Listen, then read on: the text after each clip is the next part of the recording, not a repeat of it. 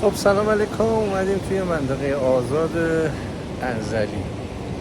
اینجا یه فضایی داره، هم برای خرید هم فضای دریا و برای تفریح کردن.